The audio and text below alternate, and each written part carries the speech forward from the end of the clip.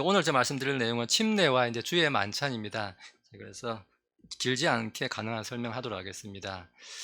교회 안에 신약 교회 안에 주신 하나님의 두 가지 규례가 있습니다. 이제 two ordinance라고 하는데, ordinance라고 하는 거는 규범이에요. 규범. 예를 들어서 우리 소방법 있죠, 이렇게 하듯이 규범이에요. 이거는 법으로 주신 거예요. 반드시 해라라고. 그게 뭐냐? 침례와 주의 만찬이 있다라고 성경은 이야기합니다. 우리 일반 교회 가면은 뭐 세례, 성찬식, 뭐 저기 천주교감 영세, 견진, 고해 뭐 하는 건지 사실 잘 몰라요. 있다고 하길래 그냥 쭉 적어놔 봤습니다. 뭐 도유, 서품 뭐 5만 개 다 있더라고요. 근데 성경은 이런 것들을 다 인정하지 않습니다. 오직 신약 성경에는 침례와 주의 만찬만 있다라고 성경이 이야기하고 있습니다. 첫 번째 침례입니다. 자, 그러면 이제 많은 사람들이 침례도 받고 세례도 받고 합니다. 그러면 침례인가 세례인가 이것이 궁금해집니다. 그러면 예수님은 침례를 받으셨나 세례를 받으셨나? 예수님께서도 분명히 마태복음 3장 16절에 보시면은 침례를 받으시고 곧바로 물에서 올라오실 때에 성경이 기록하고 있습니다. 침례를 물속에 들어갔기 때문에 물에서 올라오셨다는 거예요. 세례를 받았으면 뭐 올라오고 자시고 할 게 없잖아요. 그래서 예수님도 세례가 아니라 침례를 받으셨다라고 말씀하고 있습니다. 특별히 이제 사도행전 8장에 가면은 빌립이 에티오피아 여왕 간다게 그 내시에게 침례를 주는 장면이 나옵니다. 사도행전 8장에 가면은 침례가 왜 맞는지를 잘 설명하고 있는데, 사도행전 8장 38절 39절 보니까 명령하여 병거를 멈추게 한 뒤 빌립과 내시가 둘 다 물속으로 내려갔다고 합니다. 빌립이 내시에게 침례를 주니라. 그리고 그들이 물속에서 나와 올라올 때에 주의 영께서 빌립을 채워가심으로 내시는 그를 더 이상 보지 못하고 기뻐하며 자기 길로 갔다라고 기록합니다. 물속으로 내려가고 물속으로 올라온 일이 반드시 있었다라고 성경이 이야기하고 있습니다. 또 뿐만 아니라 세상적으로도 이 침례라는 것이 왜 맞냐? 영어 사전을 보더라도 이 침례 성경에 보면은 베프티즘이 이제 침례인데, 웹타이즈라는 것은 물에 잠근다, immerse 한다고 영어로 표현돼. 반드시 물에 잠긴다고 영어 사전도 그렇게 설명하고 있습니다. 어떤 죄를 씻는다, 뭐 wash 한다든지 이렇게 물을 뿌리죠. 이렇게 스프링클 한다고 하는데 뿌린다. 이런 의미는 베프티즘 안에 그 영어 사전 안에도 없는 말인 것입니다. 그래서 침례의 바른 예는 어떤 예인가 보니까 침례의 정신과 침례의 의식이 성경에 분명히 드러나 있는데, 로마서 6장 가면 6장 3절에서 4절에서 보면은 예수 그리스도 안으로 into the Jesus Christ 안으로 들어간다는 거예요. 그리고 또 그분의 죽음 안으로 들어간다는 거예요. 죽음 안으로 우리가 침례를 받았다라고 성경이 이야기하고 있습니다. 세례는 물로 씻는 것을 상징하지만은 그리스도와 함께 우리가 침례를 통해서 죽었다는 것, 이것은 전혀 나타내지 못하고 있다라고 성경이 이야기합니다. 그러므로 성경의 의식은 침례가 맞다라고 이야기하고 있습니다. 여기 침례 사진이 나옵니다. 여기 보면은 왼쪽에 이제 여기 교회 모습이 있죠. 사람들이 이제 청중들이 앉아 있고, 미국 교회 같은 경우에는 이렇게 강단 위쪽에 이렇게 침례탕이 이렇게 대부분 마련이 되어 있습니다. 그래서 저도 이전에 이제 연수 나가 있을 때 보면은 이 강단이 있으면, 목사님이 강단이 있으면 뒤쪽 위에 사람 키보다 높은 곳에 이렇게 이 침례탕이 마련이 되어 있습니다. 그래서 사람이 이 물속으로 내려가는 게 보이고요. 그리고 물속 내려갔다 침례 받고 이렇게 사람이 올라와서 지나가는 게 이렇게 사람들이 다 보이거든요. 그래서 침례탕이 그렇게 참 잘 돼 있더라고요. 그래서 저도 침례탕 따라 들어가 봤는데 딱 보니까 이게 청중이 전부 다 보이는 곳에서 하더라고요. 참 침례가 이렇게 하면 참 저도 뜻깊겠다 이렇게 생각을 좀 많이 했습니다. 그래서 다음에 혹시 이제 우리가 이제 부흥이 돼가지고 혹시 이제 교회 건물을 짓게 되면은 우리도 침례탕을, 사랑 침례 교회도 이제 강단 이제 오른쪽에 이렇게 설치가 돼 있는데, 우리도 이 강단 뒤쪽에 가는 사람들이 보이는 곳에 이렇게 설치를 해가지고 침례 받고 하는 거를 사람들 앞에서 자기 믿음을 고백하고 하는 일을 할 수 있으면 좋겠다라고 생각을 했습니다. 그리고 여기 이제 유아 세례를 이제 좀 넣어놨었는데, 유아 세례 사실 저도 이제 예전에 침례 교회에 이제 오기 전에는 이제 장로 교회에 앉으실 때는 저희 아이 같은 경우에 유아 세례를 줬어요. 저도 이제 장로 교인이었기 때문에 이제 그때 인제 미국으로 연수 나가기 전에 빨리 유아 세례부터 주고 가야 된다고 해 가지고 부랴부랴 교회 가서 유아 세례 받고 막 그렇게 하고 인제 갔던 적이 인제 저도 기억이 나는데, 근데 "신앙 고백이 없으면은 어떠한 경우에도 주면 안 된다."라고 성경은 이야기합니다. 왜냐하면은 이 유아 세례 일단 자체가 무슨 능력이 있는 것도 아니지만 아이한테 잘못된 착각을 줄 수 있어요. 내가 믿음으로 구원받은 줄 착각하고 다음에 진짜 침례를 받아야 되는데 그걸 안 받을 수가 있어요. '내가 어릴 때 유아세례 받았는데 왜 또 받냐.'라고 생각할 수가 있는 거예요.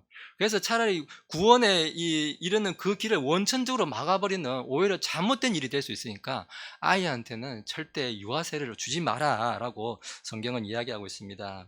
사람들이 유아세례의 이제 근거로 인제 이야기하는 대목이 뭐 사도행전 10 장에 가면은 인제 고넬료 사건 이야기하면서 고넬료 백부장의 그 온 가족들이 다 믿고 침례받았다 인제 이렇게 이야기하니까 애들도 다 '그때 받은 거 아니냐.'라고 생각하는데, 이거 말씀에서 그겁니다. 성령님께서 말씀을 들은 모든 사람 위에 임했다. 말씀을 들었다는 건 뭡니까? 듣고 믿음이 있는, 믿음을 고백한 사람들이라는 거예요. 거기 아이들이 지금 회개 보고할 나이가 되지 않을, 나이가 정해져 있는 것은 물론 아니에요. 그런데 인식을 할 수 있어야 된다는 거예요. 자기 죄를 인식할 수 있는 나이가 되어야 된다는 겁니다. 그래서 유아 세례도 맞지 않다라는 겁니다. 그래서 간단히 이제 침례에 대해서 말씀드리고, 오늘 이제 주제 주의 만찬입니다. 주의 만찬, 많은 교회에서 이제 성만찬이라고 이제 우리가 늘 입에 이제 붙어 있습니다. 성만찬이라고 해서 어떤 그 일 자체가 이제 세크라멘트, 성사라, 성스러운 일이다라고 이제 이렇게 부르고 있습니다. 그래서 그 일에 어떤 신령한 의미를 부여해 가지고 그것으로 해서 어떤 큰 교회의 권위를 이제 가지고 행사하는 거예요. 내가 이제 너희에게 이렇게 살과 빵을 준다라고 이제. 그래서 저도 예전에 이제 장로교회에서 이런 거 성만찬이라는 이름으로 할 때는 보면은 목사님이 나 앞에 나와서 줄을 서면 입안에 이렇게 빵 같은 걸 넣어 주시더라고요. 저도 이제 그렇게 먹어 봤는데 기분이 썩 좋지는 않더라고요. 전 제 손으로 먹고 싶거든요. 누가 제 입속에 넣어 주면은 저는 그렇게 유쾌하지가 않더라고요. 우리도 그렇게 할 생각입니다. 뭐 놔서 넣어 주고 이렇게 안 할 거예요. 자기 손으로 집어 먹을 예정입니다. 그래서 어 이제 어떤 성만찬이라고 이야기하는데, 성경은 분명히 고린도전서 11장 20절에 보면은 주의 만찬이다라고 이야기합니다. 로더스 서퍼라고 하는데, 서퍼라는 거는 영어 디너라는 어떤 저녁 만찬이 있죠. 그것과 이렇게 같이 쓸 수도 있는 단어인데, 어떤 이 저녁 식사 이렇게 간단히 먹을 수 있는, 격식 없이 할 수 있는 저녁 식사의 개념으로서 만찬이라고 우리가 이렇게 부르고 있습니다. 무슨 이렇게 그냥 이렇게 먹는 일 이렇게 생각하시면 될 것 같습니다. 의미에 대해서는 좀 더 다시 말씀드리겠습니다. 그리고 가톨릭 교회 이런 데서는 이제 그걸 화채설이다 해가지고 실제 먹는 그 빵과 피가 예수님의 실제 살, 실제 피가 된다. 사제가 거기에 축복을 하고 하면은 진짜 살과 피로 바뀐다는 거예요. 근데 우리는 그런 거 절대 믿지 않는다라고 이야기하고 있습니다. 그게 만약에 가능하면 예수님께서 십자가에서 한 번 이루신 게 그걸 매번 또 와서 또 죽이고 또 죽이고 또 죽이고 또 죽이고 해야 되는 거예요. 그 십자가의 구속이 한 번으로 완전하지 않다라는 그 말이 되는 것입니다.